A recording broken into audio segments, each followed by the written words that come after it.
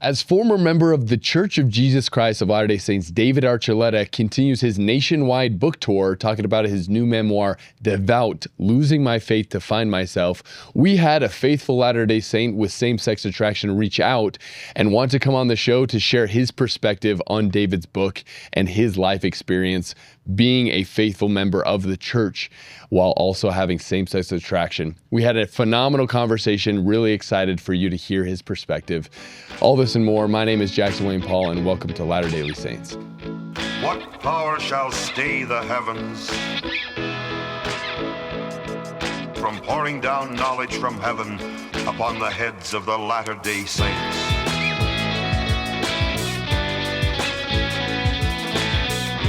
Ladies and gentlemen, I am super excited for today's episode. And before we get into it, if you're here for the first time, welcome. What we're creating here at Latter-day Saints, or intending to create, is a place where you can come get updated on news and pop culture and things happening in the world from a Latter-day Saint perspective. I myself, or anyone as of yet that has been on the show, working on getting some apostles and stuff on the show as guests, but no one is an official representative of the Church of Jesus Christ of Latter-day Saints, but we love to run our mouths on the internet, and we love the Church of Jesus Christ of Latter-day Saints. And so if you find this content edifying for you, go ahead, subscribe every single day at 2 p.m. or around 2 p.m. Sometimes Brando, he takes a little bit longer to edit, but whatever. Gosh. We're dealing with it, okay? Disciplinary action has been taken. No, but every single day we're releasing episodes Monday through Friday, and so we'd love to have you a part of our regular watchers. So hit the subscribe button. And today we have a very special episode. We have a guest coming on. His name is Skyler Sorenson. And first off, Sky, welcome to the studio. Thank you for having me. It's good to be here. Yeah, so I first came across your stuff. Can't remember, I think it was Jasmine Rapalai that sent me your stuff after we did an episode a while back. But we did an episode last week talking about David Archuleta and his little, I'll call it an ex-Mormon book tour. Some would say that being on John DeLynn would make it an anti-Mormon book tour and some of the things in his book, but that's neither here nor there. So we did an episode talking about that, and we referenced a bunch of your videos because basically what Sky does is he has a page, if you want to pull it up here, Brandon, it's called Sit Down with Sky, and it says Reconciling Faith with Same-Sex Attraction. So Sky, help us understand kind of what is your page, what are you trying to do with the content that you're producing, and all of that? Yeah, it's a good question. So it started as a podcast a few years ago that I started with just myself, realized that I'm terrible on camera when it's just me. So I brought on my friend who, Preston Jenkins is his name. And he, really great person. He's actually in Elder Holland's talk, Behold Thy Mother. He tells a story of a young man who experienced abuse on his mission and experienced same-sex attraction, came home, had a lot of bitterness, went back on his mission, had a lot of healing. Anyway, that story is his, and he wrote a book on that. But I invited him to be my co-host, and so we did that for a little while, and it was called Sit Down with Sky in Preston. There's nothing revolutionary about the name. It just sounded fun when I was trying to come up with a name, so it was Sit Down with Sky. Yeah. So we did that for a while, just trying to, advocate for truth and doctrine in a way that was compassionate and understanding of those who have different experiences. For us specifically, same-sex attraction, and we're both married to women in the temple and have children. So that was kind of the goal of that. They moved away, and so I brought on my wife, Amanda, and we did the podcast for a couple seasons, and life got busy, and so now I'm not really doing the podcast anymore, but I'm just doing the social media, posting reels and posts on a similar topic, but now it's just me, and so it's Sit Down with Sky, and that's what I'm doing right now. Yeah. Well, we showed 3 of your videos, and if you go look at the comments on that video, everyone's like, who's this guy, Sky? He produces some great stuff. And so I appreciate the stuff that you're doing. And kind of what I want to get into today is I understand you released, and I've read a good portion of it, basically an analysis and a reaction to David Archuleta's new book, Devout. And I want to kind of talk about your thoughts from reading that entire book. And then I just have, honestly, a bunch of questions for kind of to understand your position on things and how your personal experience has been in the church with same-sex attraction. But I'm curious, when you first read David Archuleta's book, and like, what were some of the main things that kind of stood out to you, be like, I don't know, you maybe take issue with, and you included it in your article? Yeah, so Public Square magazine reached out and wondered if I would want to write some sort of response to his book. And I said, I want to read it first, obviously. So give me a few days at least, or a week, and let me get through that. So I bought the audiobook and put it on 1.75 speed, or however fast I could listen and keep up. Yeah. And I'm glad that I read the book. I feel like I came away from it with a lot of sympathy for many aspects of his story. That's something that I think we lose track of, especially in the online sphere. It's always just kind of attacking people and without understanding where they're coming from. Yeah. So listening to his story helped me see the human behind the controversy, I guess you could say. So I was really thankful for that. And it starts as his story of growing up in the church and going through American Idol. His dad was started as just very aggressive in getting him into competitions and making sure that he was getting out there and kind of living vicariously through David. Yeah. But that very quickly morphed into actual abuse. And so he talks about that. So obviously a lot of things that you would have to have a heart of stone not to sympathize with. Yeah. And are we talking like physical abuse, emotional abuse, sexual abuse? What? Emotional. Okay. Mostly. Yeah. As far as like, I don't recall any physical or anything like that. But he was definitely, emotionally abusive toward his mom and toward David, and very manipulative.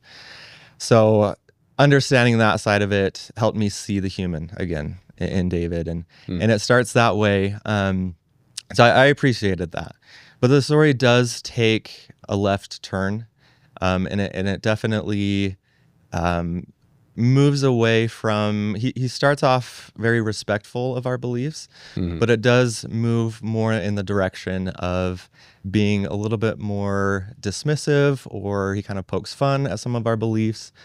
For instance, he talks about patriarchal blessings as Mormon fortune telling, like that sort of thing, which fine, but it definitely takes a turn toward being more aggressive and being more dismissive and antagonistic toward our beliefs. And he definitely has the agenda of wanting to ultimately move the church toward changing our doctrine on the family. So that's the direction that it takes ultimately. So would you say his book, by the way, I'm off camera, audience, sorry. That's Brandon. Would you say his book's target audience, what is like the leadership of the church, kind of in general membership of the church? Is it targeting ex-Mormons? Is it all of the above? Like, as you read it, what could you kind of tell was the target audience he was going for? He definitely cast a wide net, but I would say, I mean, at the beginning of his book, he thanks active Latter-day Saints who are giving it a shot. So he's definitely speaking to us, but at the same time, he does explain some of our doctrine in a way that someone who's not familiar with our doctrine would need the context. So I think he's talking to both audiences, active Latter-day Saints, but also people who have no understanding of our church or our doctrine. Okay, interesting. Yeah. And from some of the interviews that I've watched with him talking about it, and some of his interactions with, that he tells about interactions that he's had with general authorities, what were some of the things maybe in the book that maybe surprised you that he's saying that he, heard from general authorities to him, or things like those interactions? Well, yeah, that's one of the aspects that I think is probably most frustrating is his interpretation of his relationship and interactions with Elder Ballard. Mm-hmm. He talks in depth about a lot of conversations that he had with Elder Ballard, and because they were very close, and in his early days of fame and whatnot. But the ultimate conclusion after all of those interactions with Elder Ballard, there's kind of one climax where they're talking about same-sex attraction and all of these things. And Elder Ballard says something about how, these are good questions, but we don't really have an answer to everything when it comes to same-sex attraction in the church, in the gospel. We know some things, but we don't have a full picture. Mm-hmm. And David took that to mean that Elder Ballard was admitting that they were making things up or that they were deceiving the members of the church. Like, we've received no revelation in regard to the matter, like right. As if the family of proclamation of the world or other general conference talks given, were only the philosophies of men mingled with scripture and not revelation. Exactly. Yeah. And I could pull up my article that has the quote here. But maybe that's beside the point.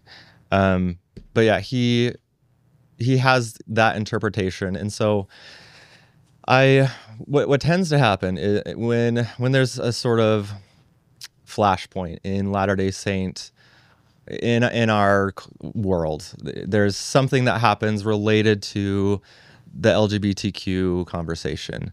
I would call Elder Holland's address at BYU in, I think, 2021. Yeah. I would call that one of those flashpoints. Just something that happens that sparks a lot of conversation.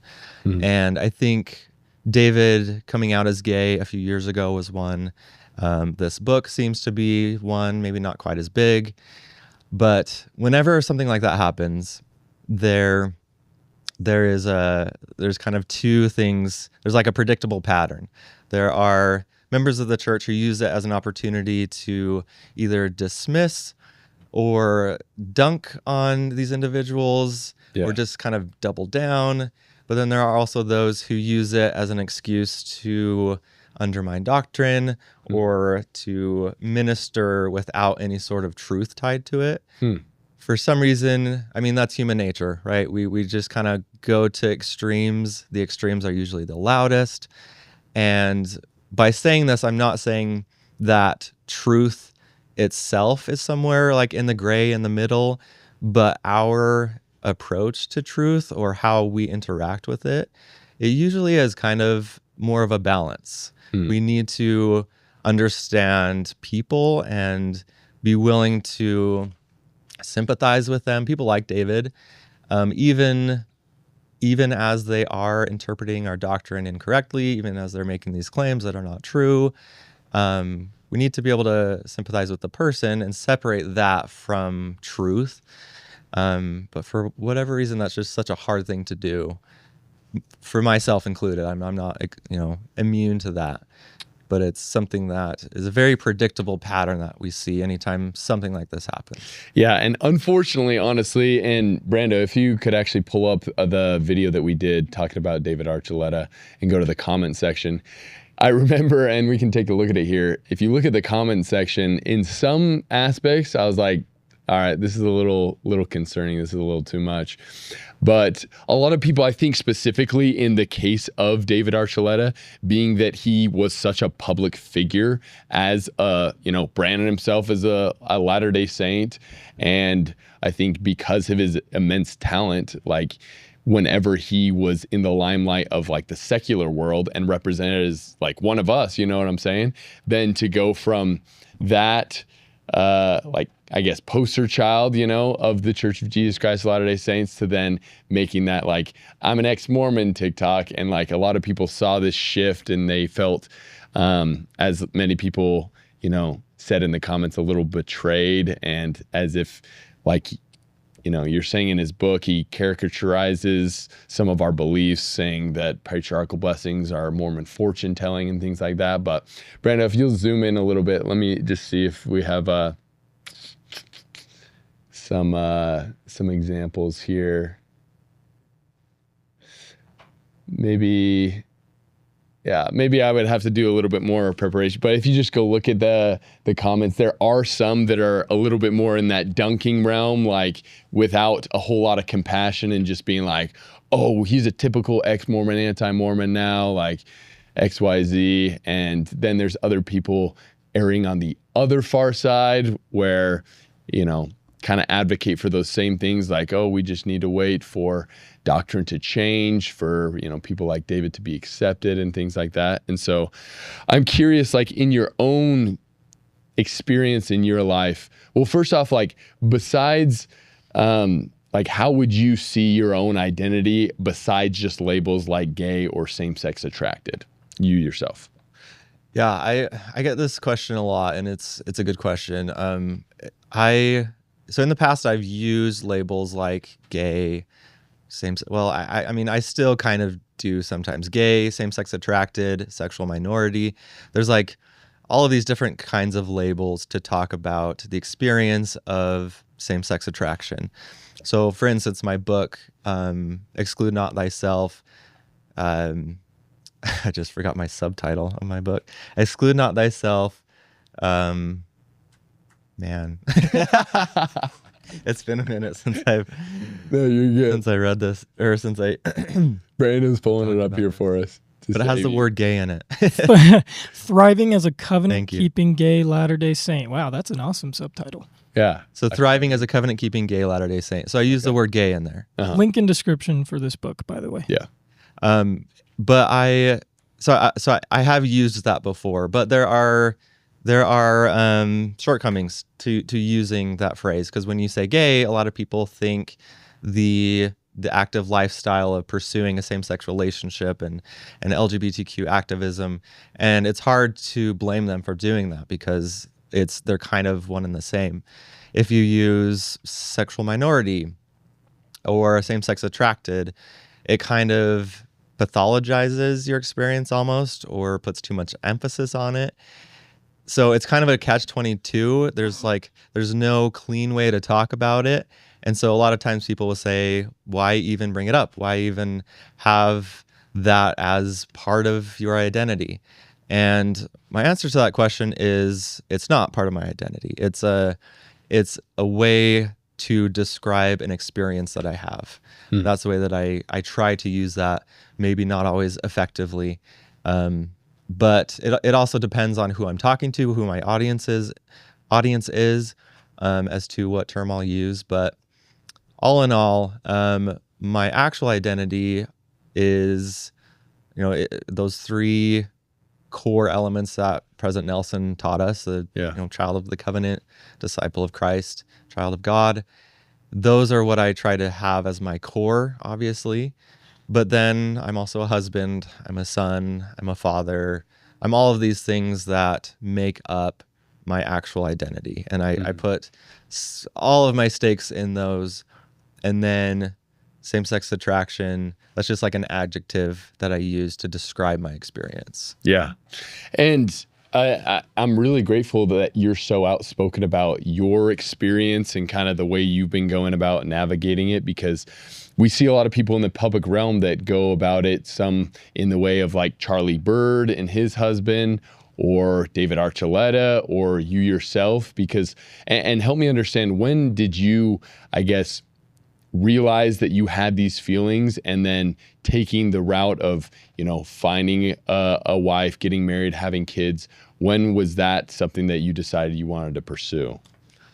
I mean, it's a gradual understanding of it. There wasn't ever like a light bulb that went on, and I realized, oh, I'm different, or I have these attractions. But I would say my earliest memories of having some sort of crush or whatever on another guy or another kid was in elementary school, so like pretty early on. And throughout my adolescence and into teenage years and everything, when I pictured my future, I always pictured a wife and a family, and that as my ultimate goal, my ultimate future, and that's what I really wanted. And because I just had good examples of that in my life, and I felt the Spirit throughout my life, and I wanted to keep that in my life. So that was always the end goal.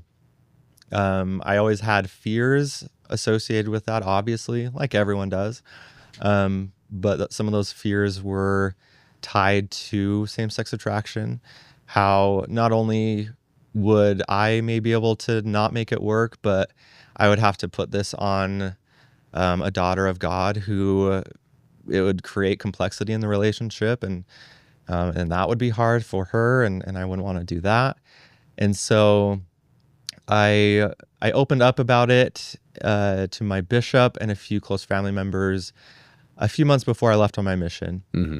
And then after my mission, told a few others, but was mostly closed off about it until my wife and I, my then girlfriend Amanda, we started dating, and she could tell that something wasn't quite right or something was up, and it was just me coming to terms with everything, or trying to reconcile everything, trying to close the door of any hypothetical world where I would be with a guy, which I didn't actually want, but I still had to close the door on. Mm-hmm. So I was dealing with all of this. She could tell something was going on.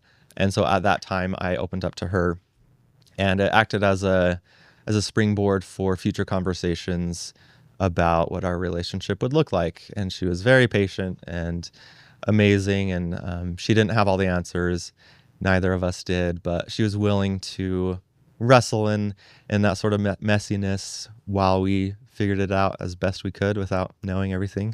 Mm-hmm. And we didn't know everything. We just knew enough to move forward a little bit at a time, and have our struggles and issues like any other relationship, some that are unique to mixed orientation marriage is what it's called. Mm-hmm. But a lot that aren't and are just typical of your normal relationship. But we're also very fulfilled and love each other, and have built something that's really beautiful with our family. Yeah. And to hear you say that was kind of always something that you envisioned for yourself, and something that came from yourself, you wanted a wife and kids and a family one day. Was that something, as you started to open up to your bishop or close family members, did they try to propose solutions for you, or impose different their opinions on what you should do or how you should handle it in any form or fashion in that way? No, when I opened up to my bishop, I already had a good relationship with him, and he was essentially, I don't really know. I don't have all the answers, but just know that, you're loved and you're doing what you should be. It was kind of that conversation. It was overwhelmingly positive responses from church leaders. And I think that has to do with my approach going into it. I was always very, I don't say this to be prideful, which is ironic because I'm going to say that I was humble. But I say that because I was just very insecure. And so I always went into those situations insecure. I guess that's a better word. Mm-hmm. And so that came across as humility. And so the conversation was always very, very helpful and very good. The only half negative interaction that I can think of was our interview to be, I guess, the interview that you get for the temple recommend before you're sealed. Mm-hmm. I don't know exactly what that's called, but Mm-hmm. The counselor in the stake presidency, he asked a question. I can't even remember exactly what it was, but I showed some hesitancy in I was just feeling insecure that day, I think. So I showed some sort of insecurity and he picked up on that and interpreted that as maybe he's not worthy or something like that. So there's like kind of a weird dynamic. And so when Amanda went in, he kind of asked her, like, just want to make sure that like you're aware and this is what you want, and so that kind of rubbed her the wrong way. All good intentions, and it was ultimately my fault for being insecure. But anyway, that was the only negative one. The rest have been overwhelmingly positive. Yeah, because I have had many different conversations, and I referenced one in the episode we did. I had a really good buddy in the Marine Corps that, identified as gay, and he grew up in the church but later left because he expressed some negative interactions that he had with, either church leaders or friends and family members that didn't respond with such, charity and kindness, but in the opposite form. And I can totally empathize because like here's the thing. I can't empathize, but I can see if someone has a big negative interaction with someone that they're sharing something very vulnerable about themselves, and then they're met with such, either disdain or disgust, or like them, trying to fix it or something. with them trying to fix it, or anything but like compassion, and without going the world's way of affirming. It's like, oh, it's just live your fullest life and pursue that. But also, advocate for, Jesus Christ. He came, he set a standard. And if you still want to, follow that standard, then I'm more than happy to be alongside you and help you along the way. And so I do feel bad for people that have had that negative interaction with church members or leaders, people they look up to, when they share these vulnerable things. So what do you think is maybe one of the biggest things that members misunderstand about people in the church, faithful Latter-day Saints that have same-sex attraction? Yeah, and just real quick on your former point, I don't want to discount anyone who has had a negative experience with a church leader. I know that does happen, and it's always a shame when it does happen. I do wonder sometimes if like I was saying about my negative interaction with the stake presidency counselor, I do wonder how much of that is like a double-edged sword, how much of it is them going in maybe a little aggressively and the interaction not going very well. Maybe some of it comes from that. But then, of course, you do have leaders who maybe just don't know how to handle it and handle it poorly. So I'm sure both of those things happen. But to your other question, what do members misunderstand? I would say that there's kind of the assumption that we're a monolith, or that we all approach it the same way. So when someone hears, a lot of people come to my page. I have a lot, I don't know if it's the same with other channels or pages, but I feel like I have a lot of people who follow me and then unfollow me. And I wonder if that's because they come to my page, make assumptions about what it is, and then it's not what they think, and so then they unfollow. And that's on either side. So sometimes they might come and think, oh, he is fully affirming of LGBTQ activism and all of the politics associated with that. I'm going to follow him because I am as well, and I like that. And then they see my content and realize that it's more orthodox and centered on the doctrine, and so they don't like that. Or on the other side, maybe they come and think that I am just going to be dunking on LGBTQ activism and people and being really aggressive, and then they see that I try to take more of a balanced approach, and they don't like that. So I think members of the church often will just kind of lump us all together, which is not necessarily their fault, because there is the acronym, there is LGBTQ, which is lumping together of all of these very different experiences.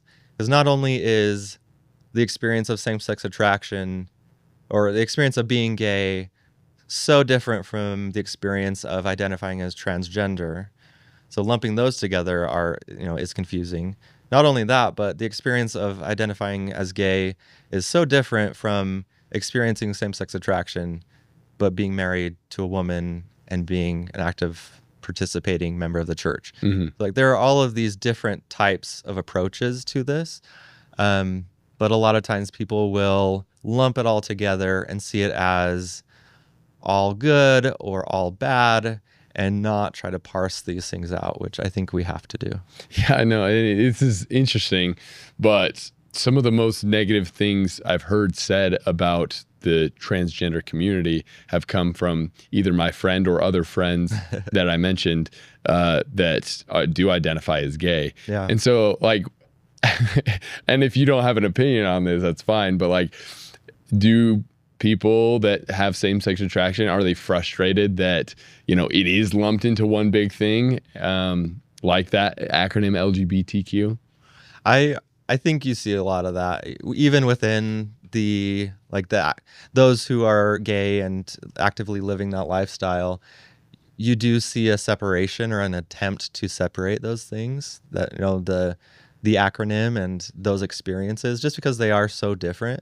You do see that. But then also, within more religiously orthodox circles, those who experience same-sex attraction but are living a Christian lifestyle or are members of our faith, are often frustrated with being lumped into that as well, because it is so different. I get the sentiment, like it's from a cultural standpoint, it's a way to rally under the same umbrella, have a rallying cry. Different sexual minorities banding together and stuff. I get it, but it has a lot of limitations and a lot of baked in assumptions. Mm-hmm. And so going back to that excerpt in David's book, talking about his interaction with Elder Ballard, obviously we do have what is in revealed scripture. And I think there's a standard in, the Bible, the Book of Mormon, of marriage being between a man and a woman. And, it doesn't explicitly say in uncertain terms, I guess as explicitly as some people would like it to say, that, pursuing a homosexual lifestyle is contrary to following God's commandments. But being that there is some ambiguity in terms of the doctrine, specifically on same-sex attracted people and things like that, how do you personally see, do you feel that your situation, your experience will be resolved in the resurrection, or how do you see kind of the doctrine of the experience that you're having here in mortality and going forward? It's a good question. I would push back on it just a little bit. Yeah. And I understand. So the ambiguity piece of it, I have been in that before. I guess I have thought that before. I have framed it that way before. But at this point, I truly believe that the doctrine is not ambiguous. Mm-hmm. And by ambiguity, just to clarify, I mean why it is some people have this. Why some people have that question. This attribute in this life. Oh, that's what I'm saying. I see. The ambiguity is we don't really know why, people have this in life. Not necessarily the doctrine is ambiguous, but, why some people have this, some people call it a trial, other people call it just personality traits, attributes. That's kind of what I meant. Okay. Yeah. And leaders have expressed that same thing, how we don't really know why. It's just an experience in life because we live in a fallen world with all sorts of experiences. That's an answer that suffices, me. But that I'm at, when considering the doctrine in its entirety, I think often what we do is we look at things in a microscope.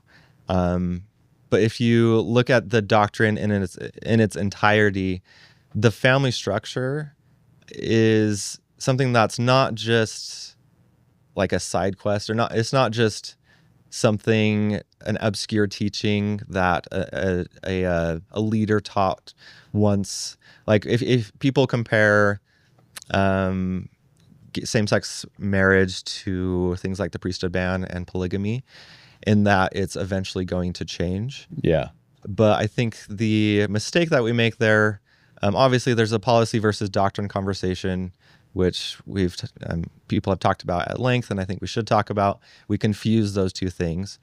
But beyond that, if we take a step back and look at the doctrine as a whole, the family unit, mother, father, children, it's baked into the whole and plan of salvation from creation to exaltation. It's baked into the entire structure. And so understanding it that way, a lot of these other questions, if maybe they're not answered in their entirety, they kind of just don't matter as much. So for me, when it comes to the question of like, the question is often framed as, will I be straight in the next life? I kind of think that is the wrong way to frame it. I think the way that we understand sexuality in this life, I think it mirrors what we'll experience in the next life, but it's also, we have no conceptual understanding of what an exalted body is or what exaltation is. We know that we're going to be completely happy and fulfilled and have eternal life with those that we love, but we don't really understand what that is. And so to say my sexuality is going to change in the next life, you could frame it that way, but I think that's a very limited or very short-sighted way to look at it. What I believe is that in the next life, I'm going to be completely happy and fulfilled in all aspects of my life, and I trust that. And but beyond that, as I have applied the teachings of Jesus Christ in this life, and as I have pursued my family, I've had that same level of fulfillment and happiness in this life as well. So I don't know. There's a little bit of a word salad there, but I think sometimes we frame it the wrong way, or we look at it through we look at eternity through a mortal lens. Yeah. No, I totally understand. It's kind of hard to really understand what that's going to be like. And so I'm curious, without commenting on these people specifically, some people that I've seen advocating for this type of mentality of, hey, it's just basically a matter of time before over the pulpit, Dallin H. Oaks is going to say that gay marriage is, going to be performed in the temple and things like that.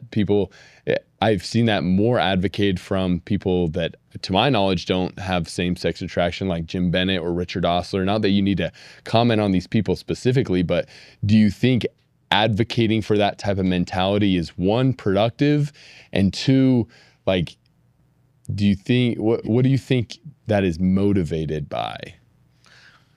I think it's almost always motivated by an attempt to alleviate distress that people who experience same-sex attraction feel. They see people who have this complexity in their life, and want to remain committed to the church but experience same-sex attraction. They see this sort of turmoil that can arise from that struggle, and they want to alleviate that. And so they want to provide some sort of hope. And in order to provide that hope, they start engaging in what I've called maybe someday language, like you just said. Maybe someday we'll have more answers on XYZ, or maybe someday same-sex marriages will be performed in the temple. That's kind of the big one. And I understand the impulse to want to remove that tension from someone's life.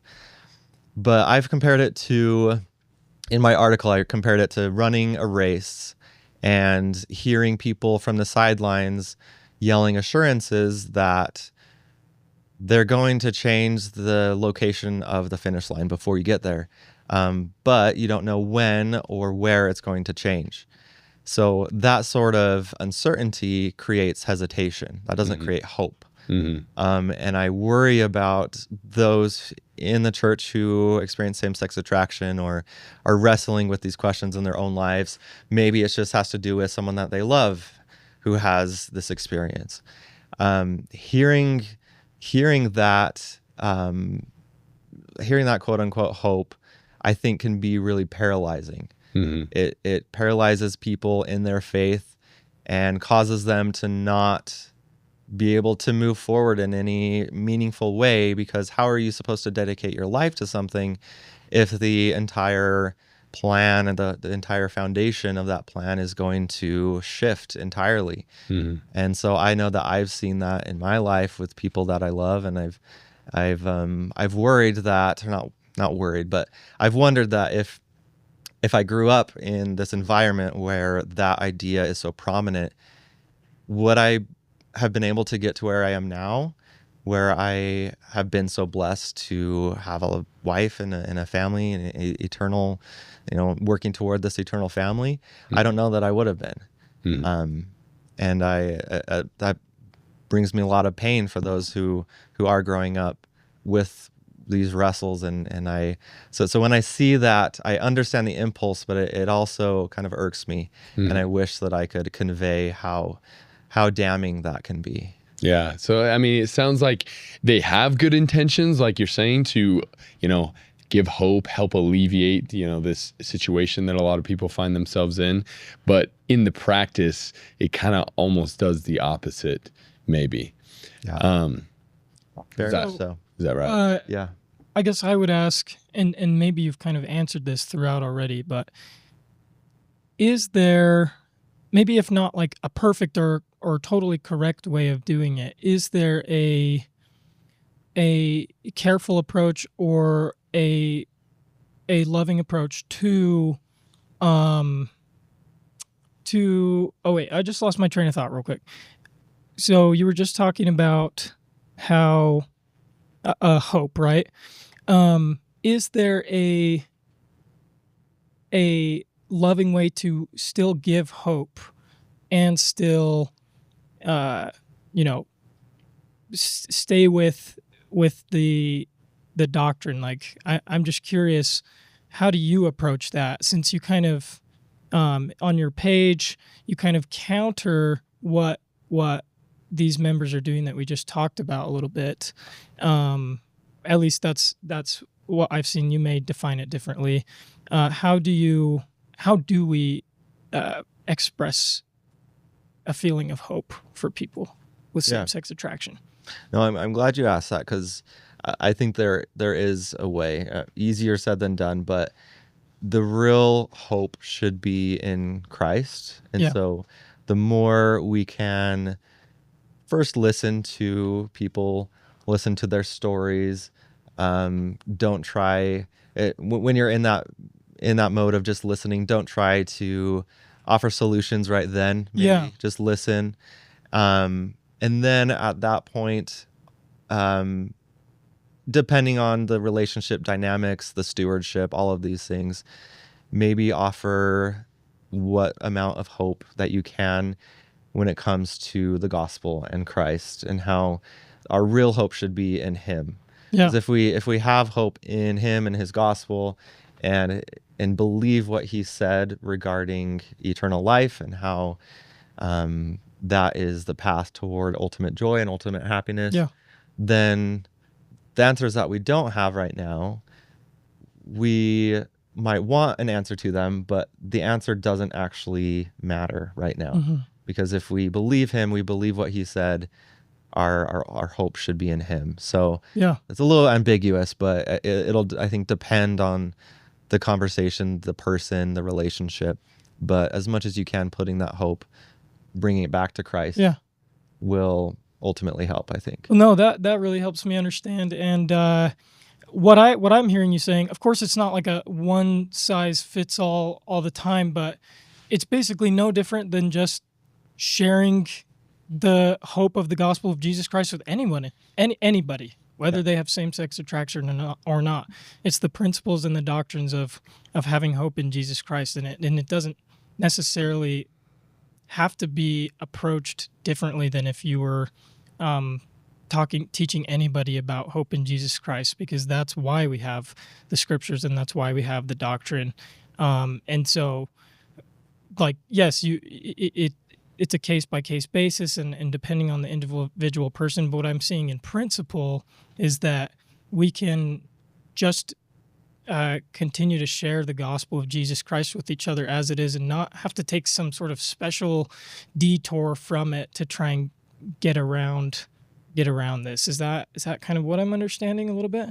Yeah, I think a lot of times church members will convince themselves that in order to have an opinion on or to speak clearly and resolutely about the doctrine on the family or something, they have to have a personal experience tied to same-sex attraction, if that makes sense. Like, Yeah. in order to resolutely say that the doctrine is inspired and will help all of us become more like Jesus Christ and ultimately receive eternal life, they have to have a personal experience that can justify having that opinion. You see that in our culture at large. You know, if you don't have a uterus, you can't have an opinion on abortion or whatever it may be. But I think while we can learn things from individuals who have a unique experience, that doesn't mean that they are always the ultimate authority on that truth. We have to kind of find that balance. And on that note, pain, I also mentioned in my article that pain and trauma and all these things that we may experience also can't become the ultimate authority on truth. Because when there is pain attached to something, a lot of times our opinions come with a lot of emotion tied to them, and that can be very convincing. And while the emotion may be true and may be valid, that doesn't mean that what you're saying is true per se. And I think you see that a lot in the conversation of LGBTQ. There's a lot of emotion embedded in it, and rightfully so, because there's a lot of complexity and a lot of stakes. But we can't let those high emotions, those high stakes become the ultimate authority on what is true. We have to separate those things. Yeah, I totally agree. And I'm sure you get a lot of people that reach out to you with questions or sharing their own experience. I'm curious, what would you say to a Latter-day Saint that has same-sex attraction that's struggling between, authenticity as the world sees it and obedience to the gospel of Jesus Christ? What would you say to someone that is in that wrestle? And I would just add to that question, if you could address this as well, how would you maybe approach it with someone whose children are growing up and are comfortable expressing that to their parents? I don't know if I feel like that kind of goes in line with your question. Yeah. But The individual and the parent. Yeah. How would we address that? Yeah. I feel as much experience I have in this world, I always feel unqualified to offer. A little imposter syndrome or something. Yeah, a little bit. But my go-to is always just, the title of, not to plug again, but the title of my book is Exclude Not Thyself.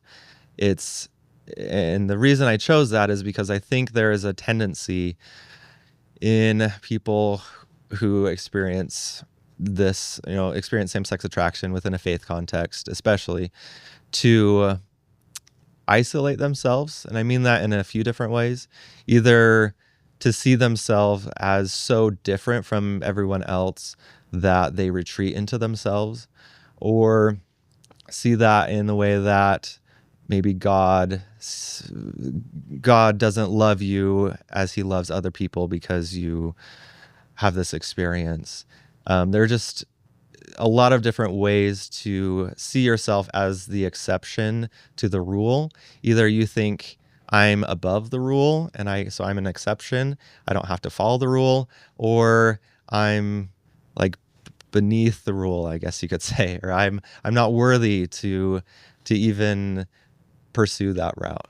But I think both miss the mark. I think don't see yourself as so far removed from your peers, so different from everyone else, that you can't pursue the gospel with fervor and with full activity in the church and everything.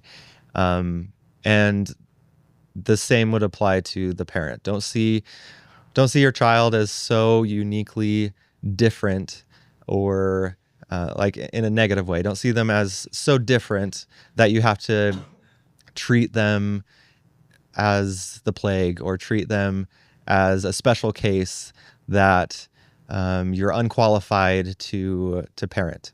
You are their parent. You have you can receive revelation for them and will, and it won't be easy, but just rely on your Savior. And again, don't see yourself as so different. Don't see your child as so different. You are still a child of God. You do still have the obligations and responsibilities that come with the gospel, but also have access to the blessings and all of that comes from living the gospel. So that would be my main piece of advice. Yeah. Thank you. No, I love hearing your perspective because unfortunately, I've seen some cases in which parents react in a way that they think continuing like a healthy, loving relationship with their son or daughter that has same-sex attraction is then affirming something that goes against God's commandments and therefore implicates them in some sinful way. So then they cut off ties, essentially. Yeah. And it's really unfortunate because it's like, what is your end goal? Do you want them to grow closer to God and Jesus Christ? Do you think that separating yourself from their life and their entire experience going forward is going to lead them to that? It's like, I don't personally think so.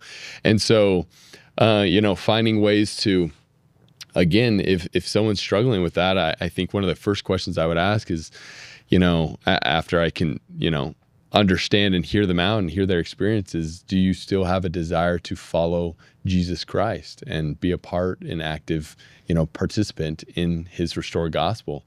And if that answer to the question is yes, then it's like, that's awesome. And I want to be by your side in navigating how you do this, because being authentic when it comes to how the world views it, right? How it seems the route that David Archuleta is pursuing, that of, living your authentic self, doing whatever feels good to you to do, and, kind of leaving the gospel of Jesus Christ in the rear view is, unfortunately, I think will have consequences later down the line. But it's not going to be an easy road if someone has those feelings and wants to continue in the church. But it's an admirable thing to pursue, actively pursue God and Jesus Christ as he is relentlessly pursuing us. And so, Sky, really awesome to hear your perspective, as I probably will continue to do in the future. Everyone go sit down with Sky a follow on Instagram, and we'll put a link in the description to your book as well. But Sky, I'll leave it to you if there's any last message or testimony you want to share with anyone in watching. I'd love to give you that opportunity. No, I mean, I appreciate that. Thanks for having me on. And the invitation in my article was just to find the balance that Elder Holland emphasized in that talk that I mentioned in 2021. Which, if people haven't listened to that in a while, I would encourage. What's the title of it again? Go back to it. The second half of the first century of BYU, I believe. Mm-hmm. That's the one that people have called the musket fire. Yeah. I think a lot of times we like apply how we have perceived that talk today into how it was delivered. So I would encourage everyone to go back and listen to that, because even I was starting to think like, oh, was that a really harsh and hurtful and mean talk? But I listened to it on the way here again, and it's such a soft and loving approach to all of these issues that we've talked about today. And it's crazy to me that it has become the infamous or like what he's advocating for violence against people. Yeah, and it's like, if you listen to it at all. Anyway, so at the end of that, or near the end of it, he talks about how we need to have the balance of how Christ never once withheld his love from anyone, but he also never said that because I love you, you are exempt from keeping my commandments. And that's the balance that we need to strike in our life. So I would just encourage all of us to figure out how to do that with our individual relationships, and whether it's ourselves or our family. It's hard, but that's the balance we have to strike. Yeah. I will link that BYU speech in the description. Yeah. And we've found out as we do this show, like we don't shy away from any controversial topics, honestly, in my opinion. Brandon's probably like, dude, we need to chill out. I love talking about controversial I probably stuff. won't be able to get a different job from here on out if I ever wanted to. Exactly. You're stuck with us forever. But I found that even yesterday we did an episode talking about the State of the Union address. And in it, I was extremely critical of all the Democrats that sat for like reasonable things. And then one thing I just pointed out is that it was very performative in the way that Donald Trump would be like, we're going to win and we're going to win big. And here's the U.S. hockey team to prove that. And then like, so I was kind of poking fun a little bit, but people took it as, oh, you're criticizing President Trump. It was the best speech I've ever heard. It's like, there's some subjects that are very controversial in nature that unless you parrot the exact opinion that someone has about said controversial subject, they're going to disagree with you and give you hate. And so it's like, Can't please everyone. whatever. Yeah. I'm the opposite. I hate confrontation. Yeah. And my wife will tell you I like stress hardcore over if I have a bunch of notifications on my social media or something. It's like, oh crap, what did I say? Yeah. It's the worst. But then usually I go and it's fine. But anyway, I feel called to talk about these things that just by nature are so controversial. But at the same time, I want to bury my head in the sand sometimes. Yeah. Well, I think you're doing a fantastic job. It's really enlightening. Well, thank you. Yeah. And if you ever need just someone to manage confrontation for you or step in vicariously, I'm more than willing. I love I'll good call confrontation. Jackson. I don't know if that's a good idea. Yeah. Hey, I'm a pretty measured dude, okay?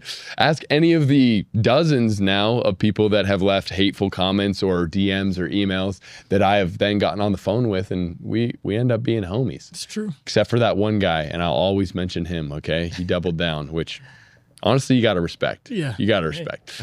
But anyway, Sky, you're a beast. We'll link everything in the description. Thanks for coming on the show. And remember, ladies and gentlemen, if you're not looking, actually, before I end here, okay, in our Building the Kingdom segment, okay, it's going to be short today, but one important thing that's happening in the Latter-day Saint community is the Tabernacle Choir on Temple Square is about to receive their golden play button by hitting 1 million subscribers on YouTube. No shot. Do you think we're going to display it on the pulpit at the conference? Yeah. Hopefully they'll have it like in the back of the choir or something to flex that. Be awesome. It's pretty should. Coming. But anyways, so there's your little Building the Kingdom moment there. But remember, until next time, if you're not looking at the world through a gospel lens, you're only getting half the story. God bless you.